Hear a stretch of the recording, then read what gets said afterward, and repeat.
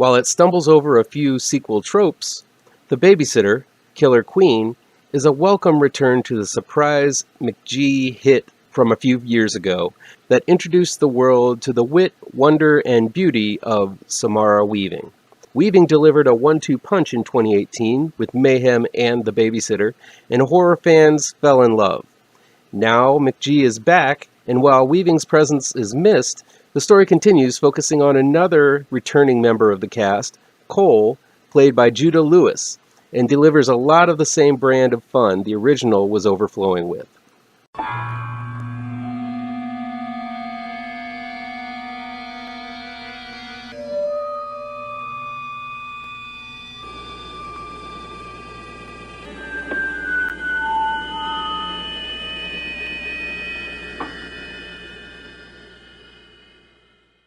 Welcome back to ML Miller Frights, a part of the Kings of Horror Network.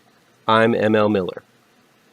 Before we begin, while you might be watching this video on the Kings of Horror Network, I urge you afterwards to click over to my ML Miller Frights page and give it a like. Share with your buddies across the electronic superhighway, click subscribe to this channel, and don't forget to ring that bell for notifications. Please get the word out to new folks so we can make this channel and the Kings of Horror Network channel bigger and better.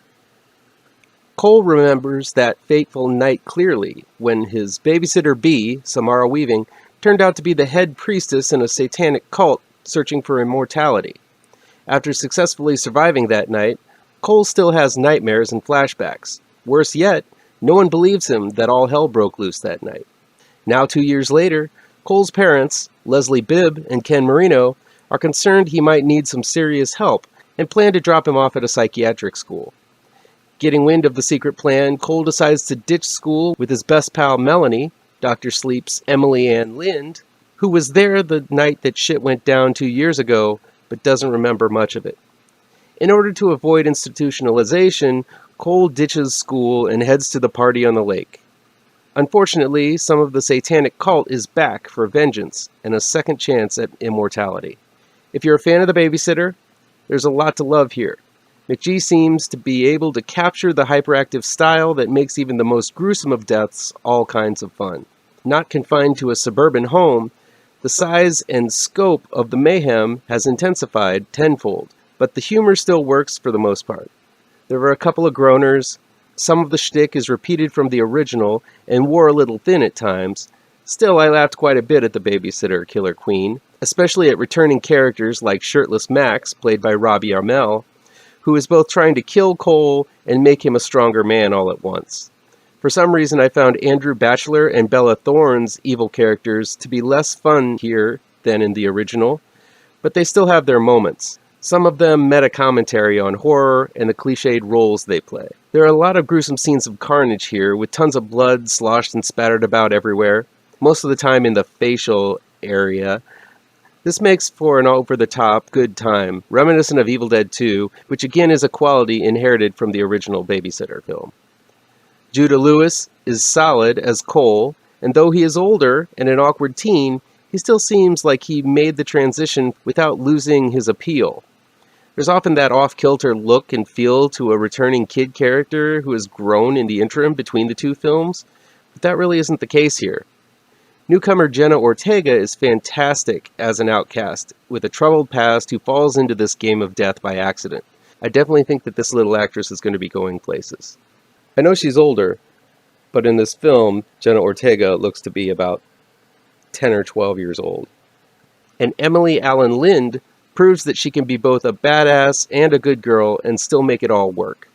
Add some funny scenes with Ken Marino and Chris Wilde simply doing their thing, and the fun banter made by the reincarnated cultists from the first film, and you've got a bawdy and bloody sequel. There are quite a few surprises that I won't reveal here. These Babysitter movies are not meant to be taken too seriously. There's a comedic tone even in the goriest of scenes. Still, what made the original a standout was the amount of heart that the original had.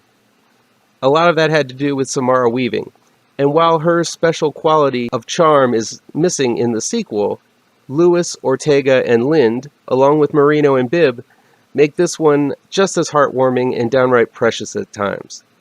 That doesn't mean this is a sequel that lacks an edge, but the soulful stuff makes the whole gore and explosions seem less gratuitous and more meaningful. Look to be surprised in the final moments. I was surprised at how much I liked this film and plan on watching it again this weekend. The Babysitter, Killer Queen is cartoonish and crazy. It's not as good as the original, but I still liked it a lot. It's one of those films that never forgets to make you laugh, but only after drenching the entire set with blood. That'll be it for today. If you like this video, please pound the thumbs up button. Share the video with your social media addicted pals. If you're looking for written reviews, you can find them on mlmillerwrites.com. Don't forget about the new trade paperback of my new horror comic series, Grave Trancers. It's out in finer comic shops right now. Be sure to subscribe to this channel and ring the bell for alerts to be the first to see my future videos. Thank you so much for your time, and take care.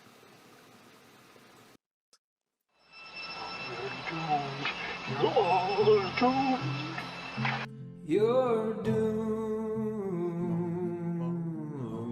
to live the life you're meant to be, stuck inside your reality. You're doomed. Oh, you're doomed.